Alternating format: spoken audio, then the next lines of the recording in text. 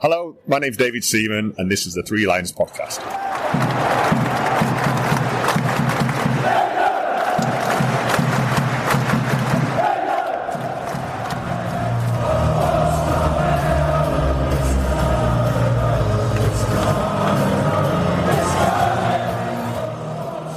Hello and welcome to the Three Lions Podcast. My name is Russell Osborne and this is an independent England football supporters podcast. I hope we're keeping well. All of a sudden, we find ourselves in March and the countdown to those first two games of the year are now well underway. I'll come to that very shortly, as this is what this episode is looking at, or more specifically, the players who could be involved. And one of those who undoubtedly will be is Jude Bellingham. He was the subject of the last episode, the one where I spoke with Graham Crozer, who has written a biography of Jude's early life. It's called Hey Jude. What else? That episode is still available at your podcast platform of choice or threelionspodcast.com. And of course the book. You should be able to find that at your local bookshop or online. I'm sure Mr. Bezos has them. Quick bit of housekeeping before we get on to the episode. Should you want to get in touch, you are more than welcome. Email threelionspodcast@gmail.com, or you can do it through the socials. You'll find the show on Twitter or X. Threads, it's on there. Blue Sky, Facebook, Instagram. It's on YouTube as well. Whatever you want, give it a follow, a like, whatever floats your boat. Now, as England's first games of 2025 approach, they will, of course, be the first games under new manager Thomas Tuchel. As you'd expect, he's been doing his homework, going around the grounds, watching the various players. So the idea of this episode is to try and work out who he's likely to select with his first squad, with the players that are likely to be available. Now, we're recording this back end of February, so there's still a possibility that some players may change, a squad may change, but I'm fairly confident that the squad he will select won't encounter the same amount of withdrawals that Lee Carsley's last squad did. I'm hoping that will be the case. But to go through it with me, I'm delighted to be joined by England fan and curator of the Home of Tactics project, Aidan Smith. Hello, Aidan. Hi, Russell. Great to be back on. Hey, more than welcome. You keeping well? Absolutely. How about you? Yeah, all good. It's just waiting for the games to come round now. I know. I can't wait. It's always the worst thing, November to March. It makes me sound really sad, but it's almost a daily countdown for me. Well, first of all, before we crack on, what are your thoughts on Thomas Tuchel? Yeah, I suppose that's the most important question, isn't it? I had this sort of dawning realization a couple of days back when I was trying to sort of wrap my head around what happened with Lee Carsley and why was that even a thing that they decided they needed to try in the interim while they hadn't quite finalised Thomas Tuchel. It sounds like it was sort of almost there for most of the time. I think, frankly, Thomas Tuchel will view this as, I've got one shot. I've not got a contract that runs beyond the 2026 World Cup. I'm going to go for this once. And if I'm really close and I don't get it, potentially I'll stay on. But I'm going to view this as one try. And I think it was important after Southgate because it was such an emotionally charged summer with lots of different opinions and sort of a conflict of mood from, someone who's done so much and yet so clearly failed to get, and I hate this phrase, but over the line. Yeah. So I think it was really important to refresh the squad slightly and for Lee Carsley to come in and go, well, maybe we could try having a look at this. And have you considered this? And I'm just going to put some options out there that we haven't tried, and feel free to take them, whoever comes in next. If you don't want to use them, absolutely fine. But I did feel, looking back now, with the new players that came in over the autumn, that, yeah, potentially in the summer we had a slightly stale squad because the World Cup in 2022 had provided some of the best football we've seen from England. Yeah. Perhaps we just felt, let's cling on to as much of that squad as we can. And we didn't necessarily appreciate that, a year and a half is a long time in football. We need to move on. But yeah, to answer your question, well, I don't really have an answer. I'm really not sure what I think of Thomas Tuchel, to be honest. We will find out. It's such a strange appointment. Yeah. They were moving. What do you think? I'm still, I think, I'm obviously I'm going to be fully behind him. He's England manager.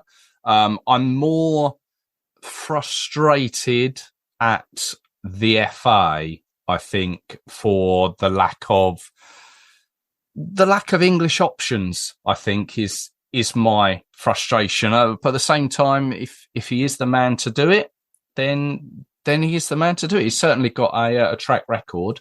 But unlike, I think it was only Sven, I think. No, sorry, not even Sven. Who am I thinking of? Roy Hodgson. Once again, England have brought in a manager with no previous international experience.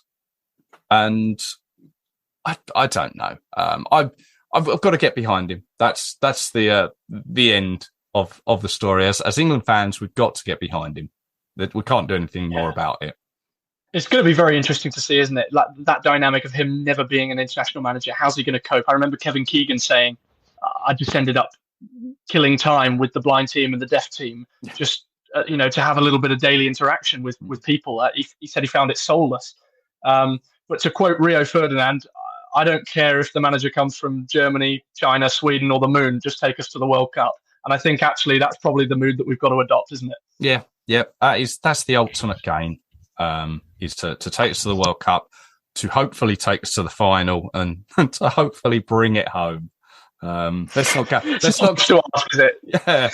not go down the however many years it could be, will be. Wow.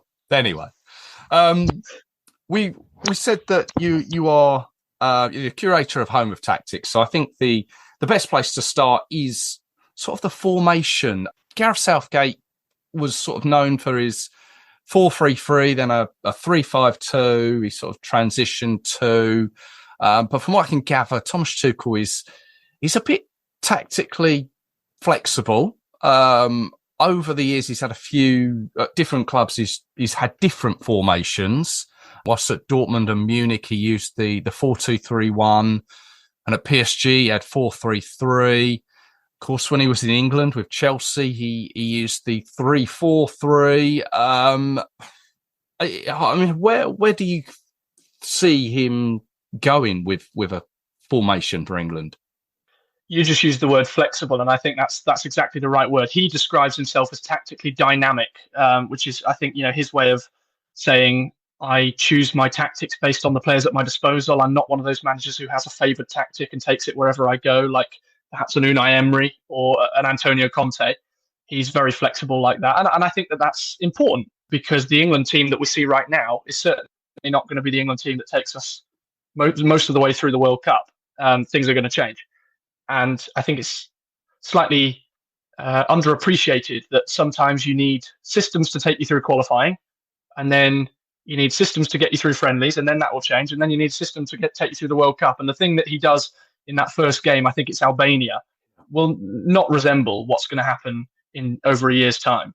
But I think there's a few reasons why I think 4-2-3-1 is what he'll go with, which incidentally is obviously what Lee Carsley used predominantly, and Gareth Southgate in both of the European Championships that he managed us at.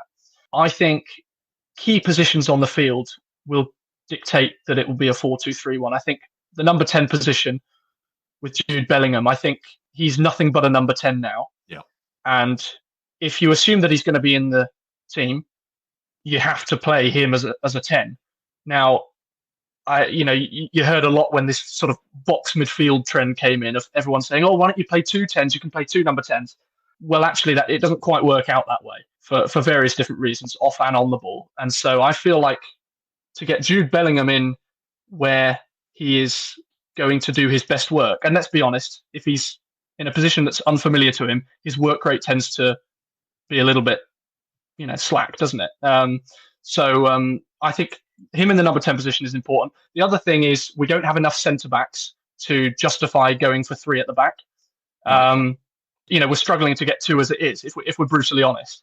Another thing is that wingers are becoming far more important once again, massively important. Traditional, I call them touchline wingers. Wingers who are the widest man on the field and take on their fullback and try and beat them. And I think those are 3 reasons that definitely sort of lend the England team towards it kind of lends itself to a 4-2-3-1 in a sense. What do you think? Do you have any thoughts on the formation? I must admit, going through a potential of players that I think he may start with, I think the 4-2-3-1, I'm glad you said it was the 4-2-3-1 was what I sort of picked out as well. And I'm guessing, with Jude, as you mentioned, it is utilising him in the way that he can be to his best, and with those wingers as well. Do you know what? I hadn't really contemplated the lack of central defence, or maybe utilising 3 across the back until you said it. But maybe looking at a lineup that I'd put together, maybe highlights that. And it's, as I say, it's one he's regularly used. Yeah, it's what I went for as well. But he's been known to switch as games go on. So we may see a combination of them. But just going back to what you said there, I'm guessing you envisage a high turnover of players then throughout the qualification and friendlies before the World Cup. Well, I think it's true to say that England now have a less settled squad in terms of continuity than they did maybe 2 years ago. I think that was probably the peak of continuity for England squads, particularly in defensive areas. I think there's a lot of turnover, and in defensive midfield, there's a lot of turnover. And that's something that we're going to need to experiment with. I mentioned 4-2-3-1 there. I think the one question within that is, well, without getting too tactical, how do we deploy that 4-2-3-1? Do we have really narrow wingers, like taking advantage of almost the abundance of number 10s that we've got? Do we have Palmer, Bellingham and Foden all starting, and actually we decide not to go with any wingers at all, and we just play all 3 of those just behind Harry Kane? And if you do that, you need really wide fullbacks. Well, actually, at the moment, if you look at our fullbacks, they're not really those kind of players. We've got a lot of, Rico Lewis, Trent Alexander-Arnold. These players like to come inside. Lewis Skelly now is coming onto the scene, or he will be after his 3-match ban. But I think that that's certainly something that remains to be seen. But yeah, we'll have to see. It'll be really interesting to find out what's going to happen. And like I said, I don't think what we see in the first camp will necessarily resemble how things will look at the end of the year and when we go to the World Cup 6 months later. Yeah. Okay. Well, let's crack on then with looking at some players. We'll go with a squad of 26, as that was last selected by Lee Carsley and regularly by Gareth Southgate. Initially, there were 3 goalkeepers, 8 defenders, 8 midfielders and 7 forwards. So we'll kind of stick with that structure.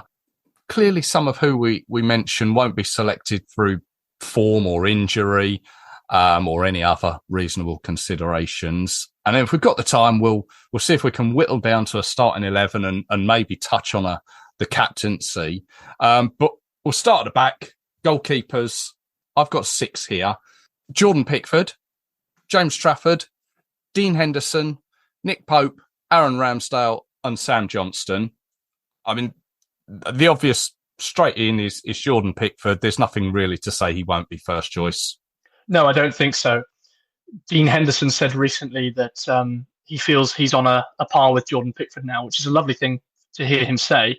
But I think we can fairly safely assume that Jordan Pickford will be starting, and I would say rightly so. I mean, what is he? 4 years? 4 years now. He's had Everton's Player of the Season. Now I know Everton have had a difficult time of things, but I think for the goalkeeper to get Player of the Season 4 times is quite rare. 3 times in a row as well.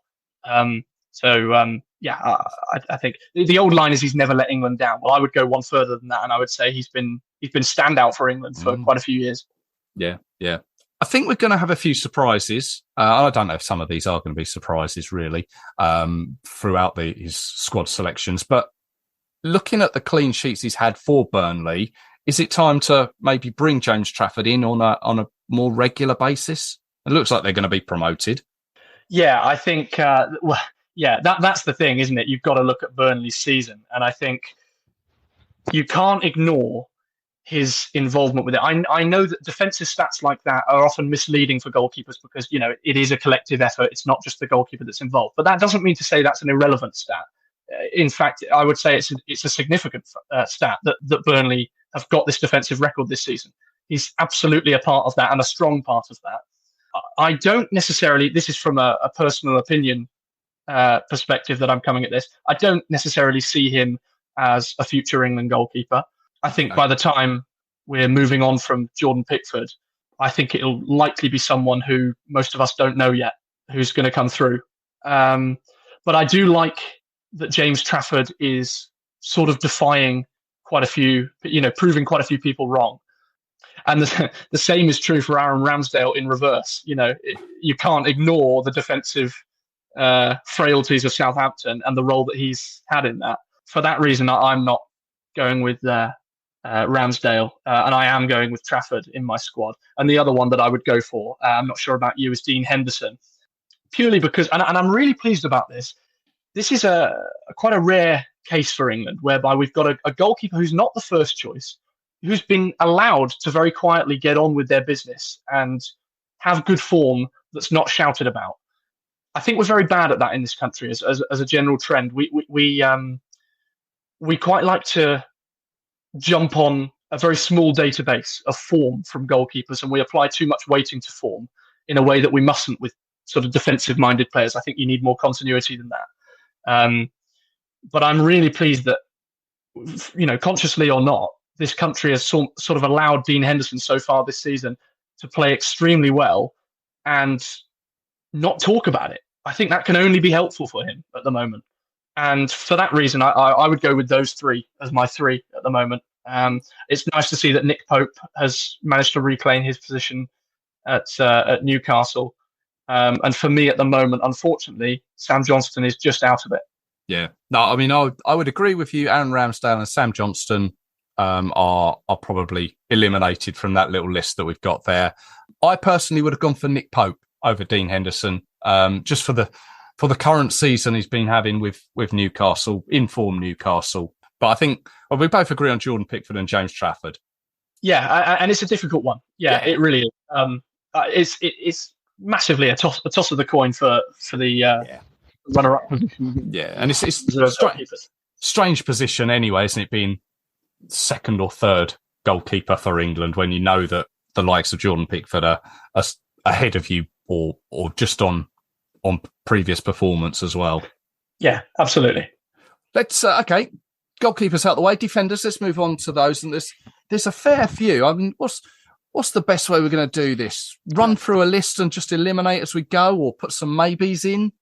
Let's eliminate some to start with, because I think there are quite a few, aren't there? Okay, all right. Well, let's go. Lewis Hall, in or out? Lewis Hall's in. Okay. I don't think Lewis Hall has played particularly well in the last few weeks, but he is a left-footed left back and started the season extremely well and has become a real sort of first name on the team sheet for Newcastle in that position. And I think that's important to utilise that. Yeah, mainstay for Newcastle there. Luke Shaw at Manchester United appears to still have injury problems, and I can't see him making it back personally. Tariq Mitchell at Crystal Palace. And obviously, you mentioned Dean Henderson at Palace. Is Tariq Mitchell a contender? I would say not at the moment. The way that I'm viewing it is, if I would rather play Levi Colwill, who's a centre-back, at left-back than Tariq Mitchell, then that probably means Tariq Mitchell shouldn't be in. Because he's the perfect profile. It just means that, maybe he just needs to be playing slightly better. That's all. Well, Levi Colwill was my next on my list. So he's in? Yeah, I like him. Versatile. For some reason, Chelsea fans don't seem to have taken to him just yet, but I think he's definitely one for the future. And I like the fact that he's pinned down a position in the Chelsea team at such a young age. Yeah. Next up, left back again, and you've already mentioned him, Miles Lewis-Skelly. Obviously came in to Arsenal early on in the season, showed his class, showed what he's capable of, but then recently as maybe his age has maybe shown and maybe his naivety has also come through. And whilst a little while back people were saying, oh, he's an England contender, and I maybe have thought that as well, I'm now thinking maybe it's just a little bit too soon. I also think one-trick pony. He's a midfielder playing at left-back, and he can only play that inverted role where he comes and sits right in front of the centre-backs from left-back. I think if you're after a left-back, you wouldn't necessarily think of him straight away, purely because he can't do that many things at left-back. Let's just wait and see him potentially play in some different systems when Arsenal evolve. Yeah. Let's see a little bit more continuity from him in that Arsenal team. Yeah, no, I think that's the sensible way. Ben Chilwell, again, part of this Crystal Palace team. We want a player with previous for England, but he also injury-prone as well. Yeah, injury-prone. Didn't impress in the March internationals this time last year. Yeah, cool. But also, let's be honest, we're yet to see him play regularly in terms of sort of this stage in his career. We haven't seen that from him since he was a young left back when he just joined Chelsea. So I think we just need to see what he's got at Crystal Palace. Can he regain some of that quality and form that he had when he was a little bit younger and when things were going his way? His England career has been incredibly harsh over the years, but that doesn't mean to say that at this moment in time, he doesn't deserve to be in there. Yeah, no. I wouldn't say. And also, I'm thinking about it in the way that that I would set England up, and the way that Thomas Tuchel may set England up. I don't think he's going to be particularly keen on fullbacks who can only overlap. I think he wants fullbacks who can do a little bit of everything. Right. Yeah. So a little bit more time on with regards to Ben Chilwell. Not this squad. Put it that way. Not this squad. No. Fair enough. Rico Lewis, 5 caps for England. Obviously at Manchester City. I'm inclined to say yes. I think he's up for it. He's could be part of the squad. Yeah, definitely. He responded really well to the way that Lee Carsley was setting up his England teams in the autumn, and actually featured quite a bit. Let's hope that he can perform the fullback role that Thomas Tuchel wants of him. I would have him in the squad. Yeah, agreed on that one. Obviously, there's going to be players that we've probably forgotten about between us or have slipped through the net. But there's our left side. On the right, Kieran Trippier has obviously since retired for England. Thank him for what he's done. And so we're bringing in now, well, the names, Trent Alexander-Arnold, you've already mentioned, being played in a couple of positions for England, obviously, over the past few years. Now, is Thomas Tuchel going to put him in defence, or is he going to decide to put him in, as Gareth Southgate saw him at times, and Lee Carsley as well, put him more in the middle? Thomas Tuchel will put him in defence. Yeah. I think the major driver for that is, wouldn't it be lovely if Trent Alexander-Arnold could play in midfield, but then you've got an issue at right back. Let's just think about this logically for a second. If Trent Alexander-Arnold is a right back, we don't necessarily have a massive issue at right back, do we? Because he would be playing nowadays. I think he has surpassed Kyle Walker, and that opens up a number of options for how England can now play. And just going on to that, I don't know if you wanted to talk about Kyle Walker just yet, but because of that and building an identity within this England team, I wouldn't have Kyle Walker. I think they're wildly different fullbacks from each other. And I think if you're going to pursue with Trent Alexander-Arnold, there's no point having Kyle Walker as his understudy, because if you need to call upon him, the whole team has to change, or the whole shape of the team and the way you play. I wouldn't have Kyle Walker anymore. Interesting. Okay, well, he was the next on my list in the fact that he's obviously accumulated a lot of England caps and been a mainstay in defence, and there's the fact that he can also play centrally should the situation arise. But you would call time on his England career? Yeah, Yeah, I actually don't see much of a route back for him now, unless, again, he's deployed like he was when he was slightly younger. I think basically one of the things that I think many people have learned off the back of Euro 2024, once and for all, is you have to prioritize the balance of the team. You cannot try and shoehorn players in and try and just get the players that you think individually are deserving of a place in the 11. That's actually somewhat irrelevant when you're thinking about the balance of a team. I can give you a whole list of fantastic players who haven't made the starting 11 for their national teams at major tournaments purely because of the balance of the team. And I think that's a significant enough reason to mean that you can't pursue with Trent Alexander-Arnold and Kyle Walker. Fair enough. Not even for the experience in the dressing room? I don't. To quote the King, what does he do? Does he do card tricks? Obviously, I don't think that, but I think there's a long time until that kind of experience comes in handy, which is mainly at tournaments. And yeah, I would call time at the moment. If we need to go back, then we can. But I would call time at the moment. What would you do? I maybe you've twisted my arm a little bit in the fact that you've explained how Trent Alexander could be utilised. I must admit, I was gonna stick with him, but I think as well I was almost seeing his 100 caps coming up and almost thinking, you got to be ruthless in football, haven't you? You can't be like me. I'd be rubbish as a manager. I'd be like, come on, get your golden cap. You may have twisted my arm. Don't let me do that, because I don't know what I'm talking about. Let's not forget that. I mean, obviously he's now in AC Milan, and by all accounts he's doing fairly well over there. Okay, we'll see. Reece James. Reece James. It's frustrating, isn't it? It's really frustrating. I saw he played in midfield recently at the weekend. Yeah, I think it's just another case of like the Luke Shaw thing. You can't set a precedent for banking on someone who likely will not be there when you need them. Okay, yeah. I think purely because it's a fair assumption that we may have to prepare for a team without him, we should therefore prepare for a team without him. I think with Luke Shaw and with Reece James, maybe Luke Shaw a couple of years ago, but it's almost a case of they're out until they're in. If they can prove that they can be in, not in terms of form, but in terms of they've played they've had an extended run of games and have stayed fit, then suddenly they come into the team, I think. But until that point, you've got to prepare for life without them. Okay, yep. All right, there's a few I can quickly run through here. I think we can either go yes or no. Aaron Wan-Bissaka?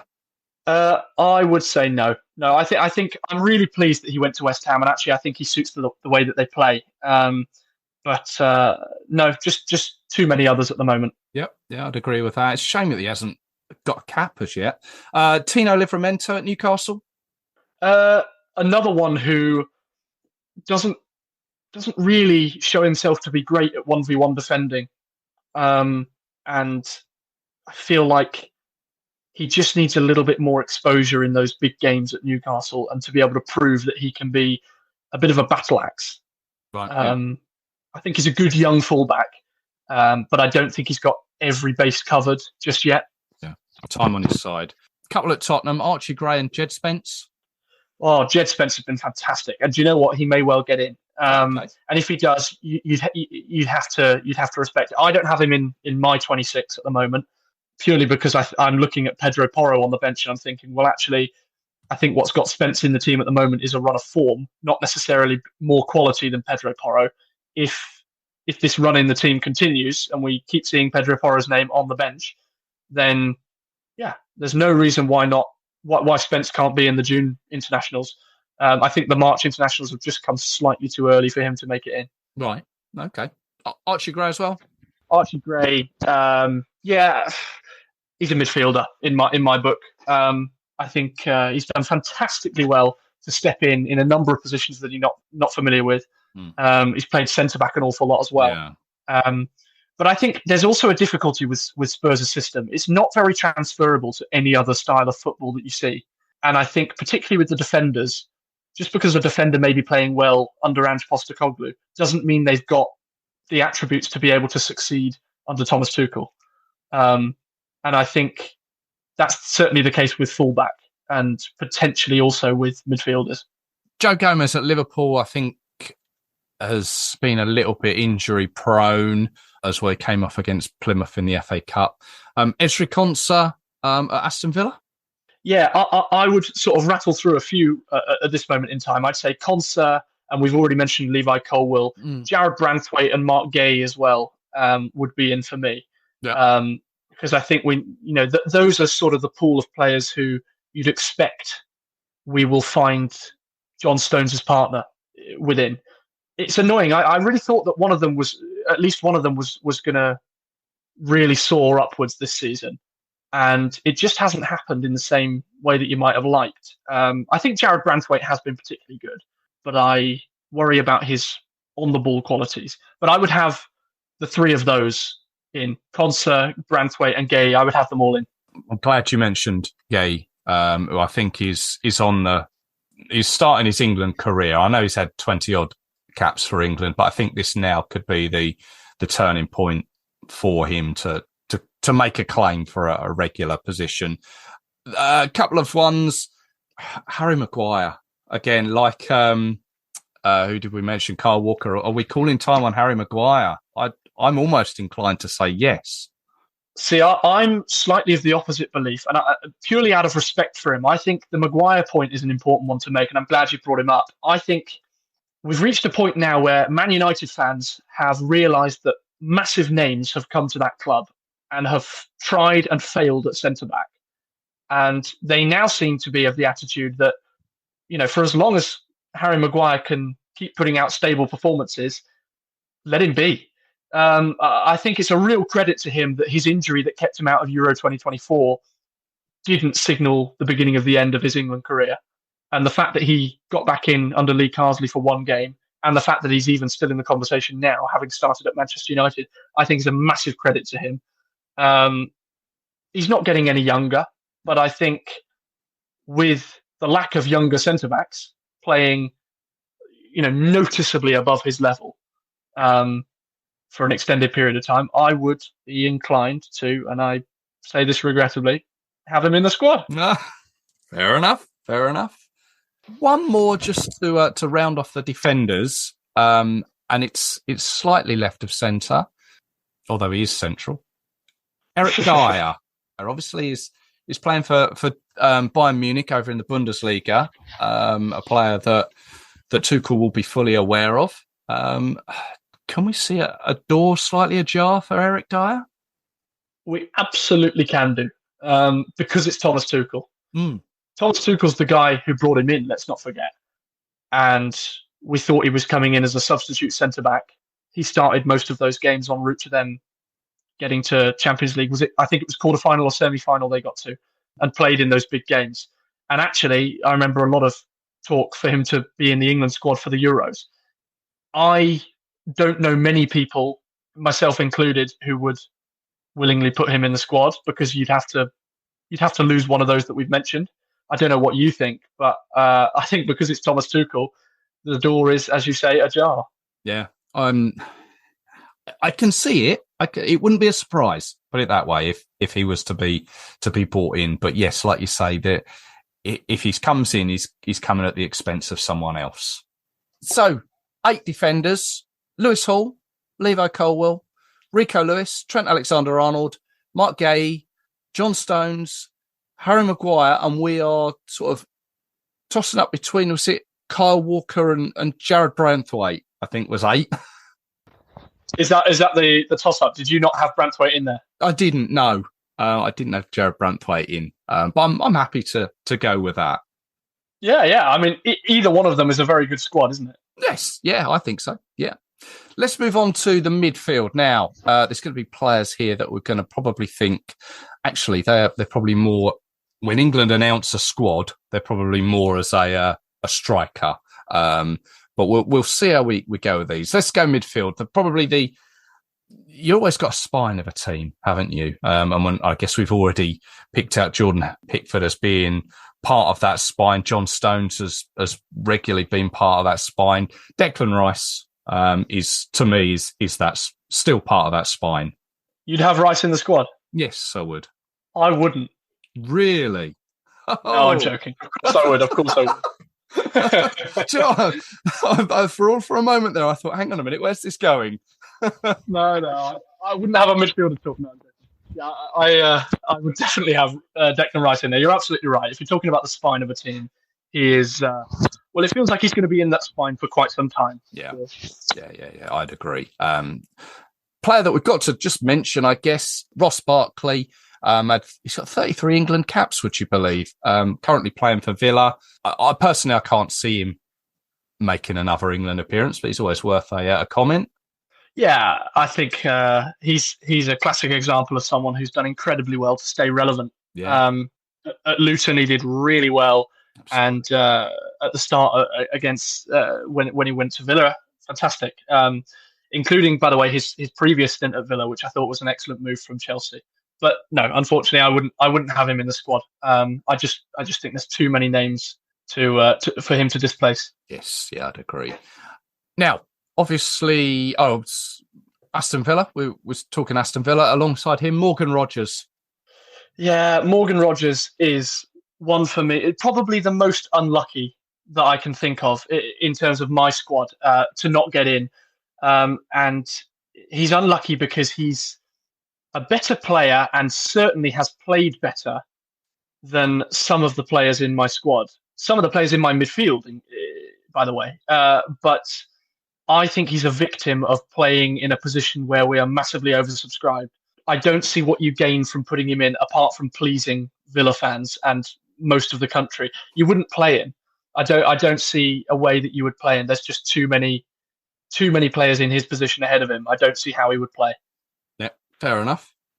Adam Wharton at Crystal Palace, doing all right for himself. Been out injured for a little while. Was spoken about. Probably not for me. Not for you. I think the reason he was mainly spoken about at the end of last season was because he addressed a very clear issue within the England team, which was having a deep midfielder who can control the tempo of games and spray passes. I think Adam Wharton needs to, off the back of his injury, he needs to build some form. And B, I think, in any case, needs to build some muscle. And if he does both of those things, he could quite easily be an England starter. I would have him in my squad purely because, and I'm sure we'll come on to this, but the ability to control midfields is something that England haven't been able to do, particularly in the big games in major tournaments. I've got a list here. Luka Modric, Frankie de Jong, Jorginho, Marco Verratti, and Rodri, and then Martin Zubimendi in the second half of that final in the summer. Those are a list of midfielders who controlled the game against England and sent England out of a tournament under Southgate. That's a long list for one manager's tenure. And it's an issue that England have in every single tournament they go to. I think we need an Adam Wharton kind of player alongside Declan Rice. Angel Gomez came into the squad under Lee Carsley and did a fantastic job at that. Curtis Jones showed that he can play deep as well. Of course, the two of those played under Lee Carsley in the deep pivot role at the Under-21s Euros. I would have Adam Wharton in the squad purely because we need to start looking at that position, not because at the moment he has played well enough to be in off the back of this season. He's been injured for a long time. I think it was actually an injury that quietly kept him out of some Euros action, to be perfectly honest. I would have Adam Wharton in there. He's probably one of the last names in the squad, frankly. Oh, okay. But it's a position that we need to address. And I would say quickly, because we've got just over a year until the Euros. And if we're going to win the World Cup, we need to control the tempo of games. And that includes having a deep-lying playmaker. And Declan Rice is not that player. Okay. All right. So whilst time is on his side on one hand, he needs to bulk up on the other hand. On the other hand, exactly. Not to say, by the way, that Declan Rice won't start. Of course he will. I'm just thinking about the balance of that overall midfield and the balance of midfields that have sent us out of tournaments in the past from other countries. Yeah. That's certainly something we need to address. No, interesting. It's worth thinking about. Calvin Phillips on loan at Ipswich from Manchester City. I mean, are we talking him in a similar vein, that sort of player? He was for a while, wasn't he? And Gareth Southgate did say in the lead up to the 2022 World Cup, and also since then said, we've really lacked a replacement for Calvin Phillips. Yeah. Calvin Phillips can't be in the squad. I don't think anyone would argue that he should be in the squad. But the profile of player is an important one to take note of, and one that England have never really had. Yeah. Curtis Jones, you mentioned, played a couple of times under Lee Carsley. Obviously Liverpool doing odds on to win the Premier League. Is that in his favour? Absolutely it is. And for him to have dislodged Szoboszlai for most of this season is massive credit to him. I think he's gone hugely under the radar in the Premier League. I'm an incredibly big Curtis Jones fan, which pains me to say it because I'm not a Liverpool fan at all. But Curtis Jones is one of those players who could play any role in midfield and not only could play it, but could dictate the tempo of a game in any of those positions and could orchestrate the game. I remember him playing against Real Madrid earlier on this season, and everything Liverpool did went through him. It was incredible. I've never seen anything quite like it from a player who just sort of came out of nowhere like that. And I know he's been playing for a long time for Liverpool, but never an extended period as a starter, and certainly never an important player in their midfield. I absolutely love Curtis Jones, and particularly the way he took his chance in November, I thought was laudable. Yep. Curtis Jones would be in my squad. Kobbie Mainoo, obviously, is part of a Manchester United team that we all know is full of problems on and off the pitch. Obviously, played so well during the Euros. I kind of feel that was his time, and he's just in an unfortunate place in a time and place at the moment where it's just not suited for him, and I can't see him coming back anytime soon. Yeah, I remember Gary Neville once talking about a quote, or a conversation he had with Stuart Pearce after Euro '96, where Stuart Pearce said to him, "Careful, mate, because this could be as good as it ever gets for you in an England shirt." And I think, unfortunately for Kobbie Mainoo, he will never play in the final of a major tournament again. I really like Kobbie Mainoo, and I think he's got some attributes that England don't have. Unfortunately, I also simultaneously don't think it's the attributes that England need. And also, I felt at the time, and I still think, that he walked into a Manchester United team in a deep midfield role, where actually he's an attacking midfielder by trade, and there was just a spot open slightly deeper than that, and he managed to fill that role really well, and then again for England. But I don't think that makes him a deep midfielder, and by that logic, if I'm treating him as an attacking midfielder and I'm keeping Morgan Rogers out of the team, I cannot put Kobbie Mainoo in the team. Yeah. Life comes at you fast, I think, and it's come at you. Doesn't it just? Yeah, and it never comes again. Yeah, incredibly fast for him. It's fascinating how these things come around. Here's maybe a curveball. Mason Mount obviously was at Chelsea when Thomas Tuchel was there. Perhaps I'm just looking at it from that perspective, but he knows him. Who's Mason Mount?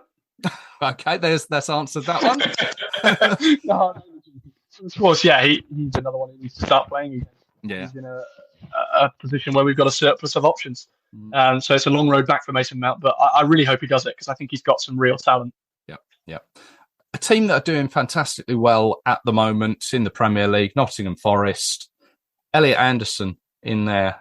Is he considerable? That's a great shout. I hadn't even considered Elliot Anderson. He's had a fantastic season, hasn't he? I'd say he's almost like a defensive box-to-box midfielder, isn't he, really? Sort of difficult to know where he plays best, but I think excellent move to Nottingham Forest. I think, I'm not going to say he's in my squad. I didn't consider him where I certainly should have done, but also I will stick to my guns and say actually the players that I've got in the squad probably displace him anyway. Yep, fair enough. James Maddison at Tottenham, obviously, has been doing well. He's had 7 England previous caps. It's just a bit injury prone. We all know what he's capable of. But it's just, to me, it's just a little bit injury prone. And like, I think something you said earlier, if I can't remember how you said it, but we need to build with a player that we know that's going to be with us regularly. Well, James Maddison's a fantastic footballer, and I don't think many people would deny that. What I find difficult with Maddison is to play in that role for England, that attacking midfield role, you either have to be fantastic, like world class at one or two things, or you have to be pretty good at everything. And James Maddison is neither of those things. Yes, he's got good free kicks, but free kicks don't get you in an England team. I'm sorry, absolutely not. I really like James Maddison, and I think he's a fantastic player. And I really enjoyed seeing him in the qualifiers for the Euros a couple of years ago. But yeah, again, Morgan Rogers is ahead of Maddison, and Morgan Rogers wouldn't get in my squad, so I'm not going to put Maddison in there. Yeah, free kicks don't get you in the England team, as James Ward-Prowse has found out, I guess. What a shame. Yeah. You mentioned Angel Gomez at Lille. Is he still a contender? I think so. Absolutely, he took his chance fantastically well. I think important to note that his 2 caps were both against Finland. His 2 starts were both against Finland. Probably we'd say the easiest opponent in our Nations League group. But there's no harm in giving him a couple of easy games first. I think if Angel Gomez is part of an England team, he's playing in a deep midfield role. He doesn't get in his natural position, which is an advanced midfield role. It's a case of being called up where we need a player with his attributes, as opposed to he's the best man for the job and better than players who miss out on the squad. Angel Gomez is not a better midfielder than Morgan Rogers, but he, again, I sound like a broken record now, but he addresses an issue that England need to address soon. Someone who's playing again overseas and has been a regular of late, Conor Gallagher at Atletico Madrid, still got to be a contender, I think. What do you think about Gallagher? Because I was delighted when he went to Atletico Madrid, and also he took off straight away. He's been on the bench a little bit recently, but I love that he went to Atletico Madrid. He was always a frustrating one for me in an England squad. I used to hate when he used to come on from the bench, because I'd think, we don't need that kind of a player right now. We need someone to get on the ball, not someone to get us the ball. What do you think? Because I've become a real fan of him of late. I don't confess to know a huge amount about La Liga and where it is at a regular basis, but obviously he's playing in over there. I've always got a lot of time for players who can go abroad and experience new things. I agree, and especially under a manager that Madrid have got there, Atletico Madrid have got. He's toughened up. He's always a tough player, but he seems to divide opinion, doesn't he, Conor Gallagher? He really does, yeah, because he's not a fashionable kind of player. No one dreams of putting Conor Gallagher in their team, but unfortunately for those people, Conor Gallagher is an extremely useful player in certain scenarios. I think he has to be in the squad, particularly off the back of his autumn form for England. I think he had a couple of fantastic games in November alongside Curtis Jones, which was a really nice partnership to watch, actually, because it kind of balanced out. They balanced out each other. Yeah. I would have Conor Gallagher in the squad. Yeah, agree. We'll agree on that one. We're going to move on to some players that maybe probably, if and when they're selected, will probably come under the forward category that when England release their squads. Jude Bellingham, we've clearly mentioned, is in, doesn't need to be said any more about. Cole Palmer at Chelsea. I mean, is it me or has he just gone off the boil a little bit? We all know what he's capable of. Has he gone off the boil a little bit at Chelsea? If he has gone off the boil, it's only relative to the incredibly high standards he set for himself last year. Yes. I think if you compare him to other players, you wouldn't say he's gone off the boil. I certainly take your point. Maybe just slightly a regression to the mean, which is always bound to happen. But Cole Palmer is, I would probably say, one of our most talented footballers. Yeah. Here's one. Phil Foden. I don't know what to say about Phil Foden other than, well, people said that they got frustrated with maybe Conor Gallagher and he divides opinion. Phil Foden, to me, divides opinion for playing for England. He just doesn't seem to show what we all know he can do in an England shirt, that he can do in a Manchester City shirt. Obviously, we know that the situation Manchester City have been in of late. Well, Phil Foden stayed at Manchester City when he was a young player, when he could easily have gone out on loan, and I think he benefited from staying. But the one thing that you've got to say is he has never nailed down one position, and I think he's suffered for that his entire career so far, for the fact that he's almost too versatile for his own good. I think you can't say he's an absolute starter in one position, because so many other players just play in one position, and he's almost got his eggs in so many baskets that he obviously has to be in an England squad because he can do so much, and you can use him in so many scenarios. But it's really hard to find a place for him to start. Yeah. And I think the whole thing that we did at the Euros with Luke Shaw and Phil Foden and that dynamic down the left-hand side was embarrassing, to be perfectly honest. Totally didn't work, and we ended up playing the final with Jude Bellingham on the left side, and it was just the confirmation that we weren't flexible. We weren't prepared to swallow pride and go with a plan B when we needed to. I'm a big fan of traditional wingers, more so than I ever have been. I think probably because they're back in trend at the moment and they work. You look at Liverpool, Barcelona, Spain, the Spain team that beat us. These are all teams that play with two holding midfielders to control possession and two, tormenting wingers who can cause real issues. It's that kind of balance between direct play and possession-based football. And Phil Foden, unfortunately, doesn't fit the mold for that. He's absolutely in the squad and he gets game time, but where he gets game time is another question entirely. Interesting. Another one for you, and it's sort of very topical, I think, this one. Marcus Rashford. Rashford. I obviously seems to have had a great start for Villa. Really good start, yeah. Is it enough to warrant a place in a squad? I'll tell you what I think. I think Anthony Gordon has jumped to the number one left winger for England. Partly it was him being hard done by at the Euros and playing 2.5 minutes, and those 2.5 minutes being absolutely excellent, and everyone feeling sort of in his camp and slightly sorry for him. But I think the issue with left wing is sort of it's gone under the radar as a real weak spot for England all of a sudden. We don't have left wingers, really. And I think because of that, Marcus Rashford's start to Villa would get him in my squad. Rashford is a player who's massively reliant on good form and confidence. Yes. Rashford at the moment is showing confidence and he's working hard. And I think when you can do that, it gives you a bit of wiggle room to be on bad form. Anthony Gordon's a player who works extremely hard. Jared Bowen's another case of a player who works fantastically hard, and because of that, doesn't always need to be on fantastic form to be in an England squad, in my opinion. I think wingers traditionally fluctuate the most in terms of form, in terms of a position on the pitch.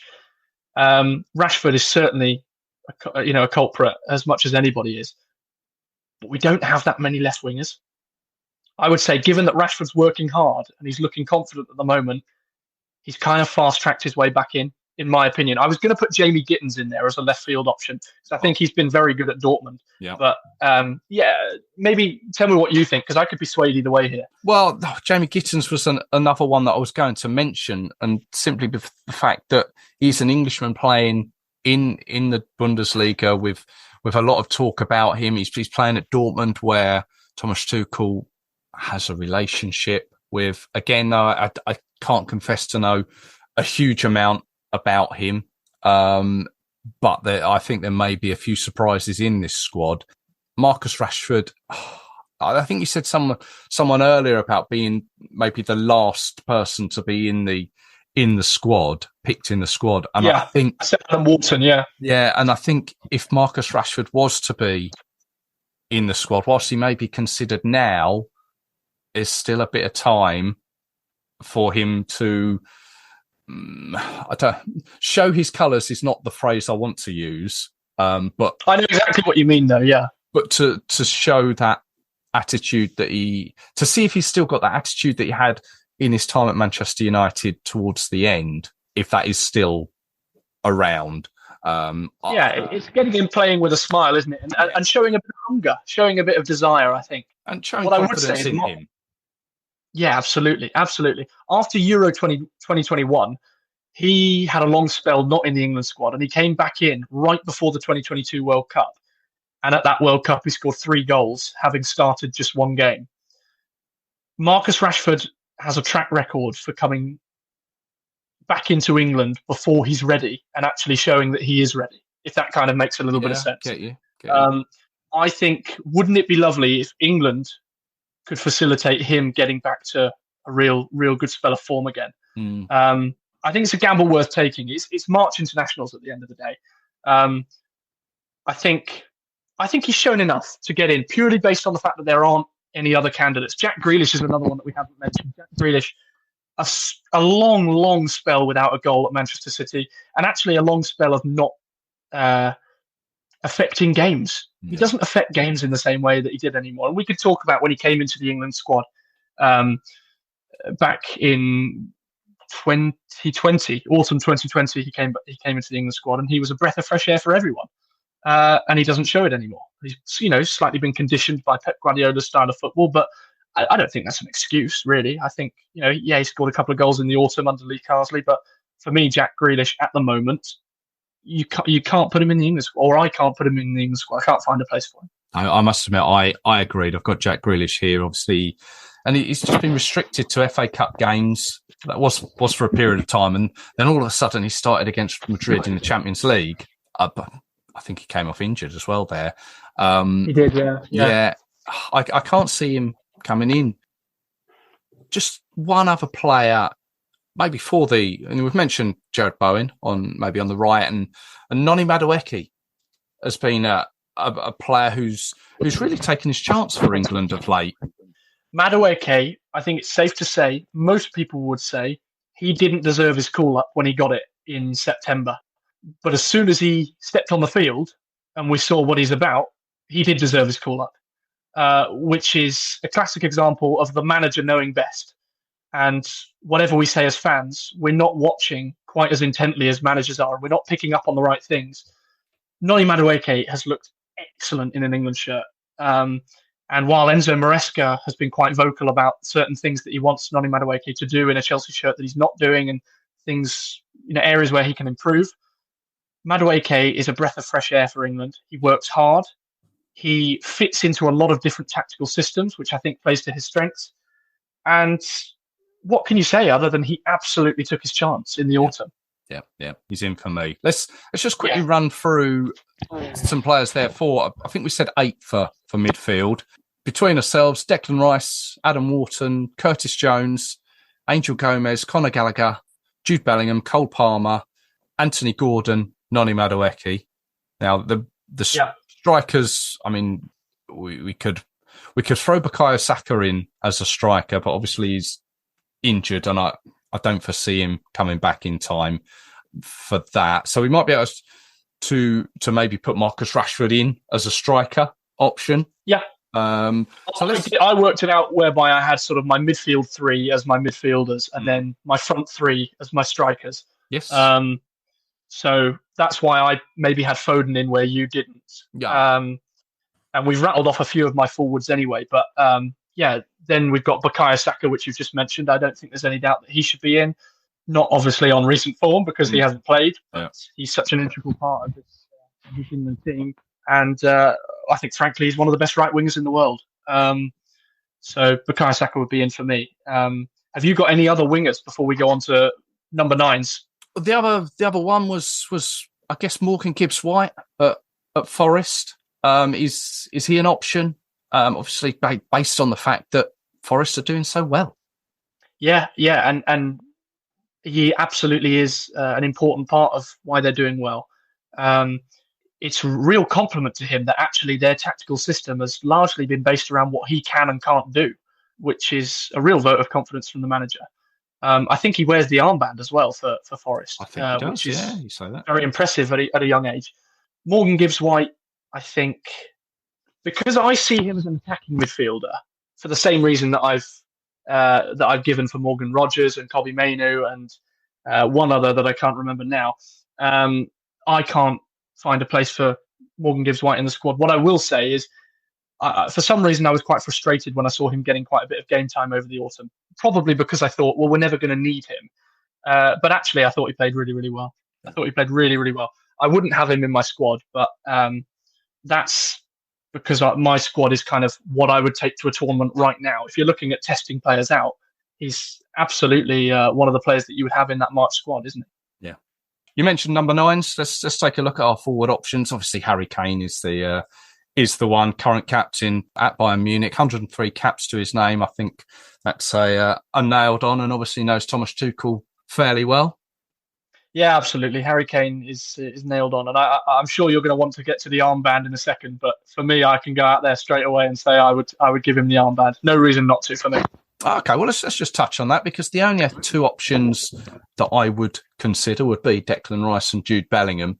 And the only reason I say about Harry Kane maybe not being the England captain anymore is just because Thomas Tuchel comes in with a fresh broom just to freshen things up a bit. I don't know. That was my only other thinking, maybe looking beyond the World Cup. But as you said right at the very beginning, Thomas Tuchel's only here for these 18 months and this World Cup. So perhaps it's not even a thought for him.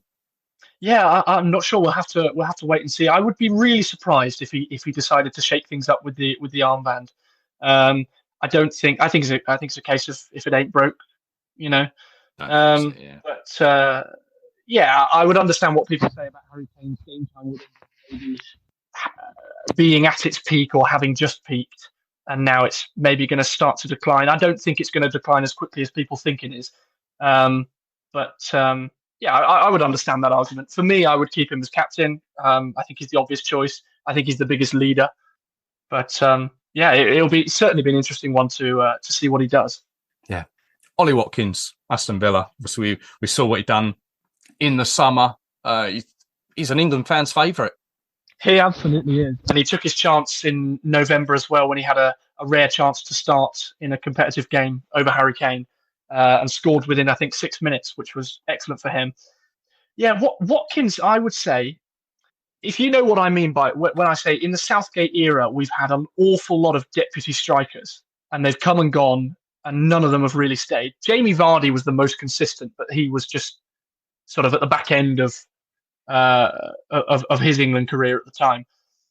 I think Ollie Watkins has been the one who's adapted best to being second string to Harry Kane, because I think whenever he's used, you're most confident that he will score more than you were with Tammy Abraham or Dominic Calvert-Lewin. I think Callum Wilson was good, but again, I just think Ollie Watkins, and also he is probably playing at a higher level than those other players that I've just mentioned were. Aston Villa, if we're talking about current times, are a top 6 team, aren't they? Really. Oh, and Ollie Watkins, there's not been a hint of Villa trying to sign a striker, which is a massive credit to the work he's done over the last few years. I really like Ollie Watkins. I think he offers a different threat for England. Would you pick 3 strikers or 2, or would you not pick Ollie Watkins? No, I think I'd have Ollie Watkins in the squad. I think looking at options as strikers, I think it's one of those positions that maybe we're not so blessed as an out-and-out striker. I think if we're taking Harry Kane out of the equation, then I'm thinking, I think we might struggle for regular goals in the way that Harry Kane has blessed us with. And when you look at, say, Dominic Solanke, who appears at the moment to be injured, Ivan Toney has gone off to Saudi, although by all accounts has scored a few goals out there. I don't know if he's erased himself from the radar. Another player that people have mentioned was Liam Delap at Ipswich, but I'm not convinced, if I have to be honest.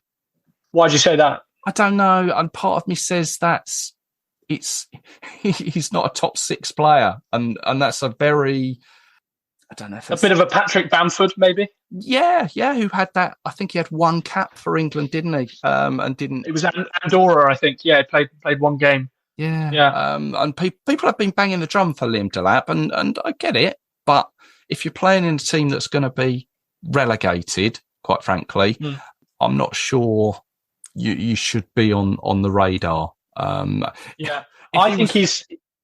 Sorry, no, you go on. If he was to move and do what he's been doing and show what he can do, then yes, give him a go. But I think he's the most similar striker we've got to Harry Kane, and I think he works very hard. But I think, given how hard he works, I know this sounds really weird, but I would actually expect more goals. Yeah. Because I think he's such a hard worker. He looks like someone who can score more goals than he does, which I mean as a compliment, not as an insult. And I think for that reason, he wouldn't get into my squad. I also don't think that at this moment in time I would pick 3 strikers. I think Ollie Watkins and Harry Kane, totally fair enough. But I think purely because there are other areas that I think England need to look at solving first, and potentially picking 1 or 2 extra players in those positions just to have a look at them, I would probably just stick with Harry Kane and Ollie Watkins at the moment. In the time that we've got left, very brief, let's just have a look. Your starting 11, if you were to pick it now for Albania at home, who would it be? If I'm going for what I think the full strength squad would be, I would go Jordan Pickford in goal. I'd go with a back 4, Trent Alexander-Arnold, John Stones. I think at the moment I'd probably say Mark Gay, and I would say Lewis Hall just ahead of Levi Colwill at left back. Yeah. My defensive midfield pairing would be Declan Rice and Curtis Jones. Okay. And potentially slightly have Curtis Jones a little bit deeper than Declan Rice. Jude Bellingham as my number 10, and Saka on the right. Gordon or Rashford? No, Gordon on the left, and Harry Kane up front. I think we are fairly similar. I've gone for Pickford. I've gone for Hall, Stones, Gahey, Trent Alexander-Arnold. I've gone with Rice, but I've gone with Angel Gomez as well for the experience that those two have had between themselves previously. Sure. But open to changes will possibly happen. Bellingham, obviously, I've gone for Anthony Gordon as well. I've gone with Noni Madueke. And again, that's based on his previous England form and what I know he's capable of. And obviously Harry Kane up front. Very similar. Yeah, I think we're both on the same page. And it'd be interesting to hear if other England fans are of the same opinion. Aidan, thank you very much for your time. It's always appreciated. It's always good to speak to you. Yeah, I've enjoyed it. It's going to be interesting to see what happens. Yeah, always a fun debate with an England squad. Yeah, thanks for having me on again, Russell. You're more than welcome. Let's catch up again soon. Yeah, I'd love that. Thank you. Now, that Albania game takes place on Friday, the 21st of March. I'd expect the squad to be announced somewhere between the 12th and 14th. I think in the past they've generally come out on a Thursday. So in this case, could be the 13th. Who knows? They might throw a curveball at us. But thank you very much for tuning in. Likewise, thank you to Aidan for his time and input. I mentioned about his Tactically Speaking project. You can find that at tacticallyspeaking.co.uk or Home of Tactics over on Twitter. Worth a read if you enjoy the tactical side of things. Once again, thank you to Aidan. I'm sure there were some names that you may have scoffed at there, but hey, if they're English, then they got to be considered to an extent, haven't they? And I know we didn't mention everyone. In fact, I can't believe we didn't actually speak of Ben White.